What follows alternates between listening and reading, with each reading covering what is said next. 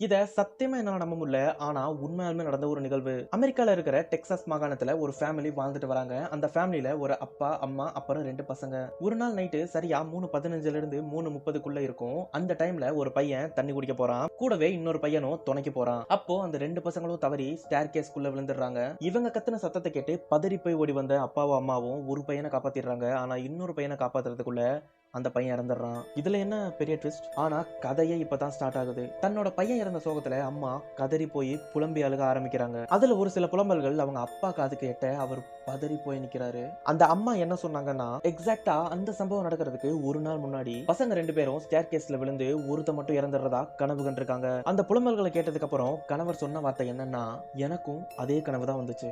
அவங்க 2 பேர் சொன்னதை கேட்டு அந்த பையனும் அழுதுகிட்டே சொல்ல ஆரம்பிக்கிறான். எனக்கும் இதே மாதிரி கனவு தான் நேத்து நைட் வந்துச்சு. அது மட்டும் இல்லாம இறந்து போன அந்த சகோதரனுக்கும் இதே மாதிரி ஸ்டேர்கேஸ்ல விழுந்து இறந்து போன கனவு வந்ததா இந்த பையன்கிட்ட ஷேர் பண்ணியிருக்கான். இதை கேட்டதும் அந்த குடும்பமே அதிர்ச்சியில மிரண்டு போயிடுது. அது எப்படி ஒரே வீட்ல ஒரே நாள்ல ஒரே மாதிரியான கனவுகள் ஒவ்வொருத்தருக்கும் தனியா அதே டைம்ல வந்து அடுத்த நாள் அது உண்மையும் ஆயிருக்கு. இதுக்கு பேர் தான் ட்ரீம் கம்ஸ் ட்ரூவா? நீங்க என்ன நினைக்கிறீங்க இந்த ஒரு சம்பவத்தை பத்தி? உங்களுக்கு ஏதாவது கனவுல நடந்தது நினைவாயிருக்கா அப்படின்னு சொல்லிட்டு கீழே கமெண்ட் பண்ணிருங்க.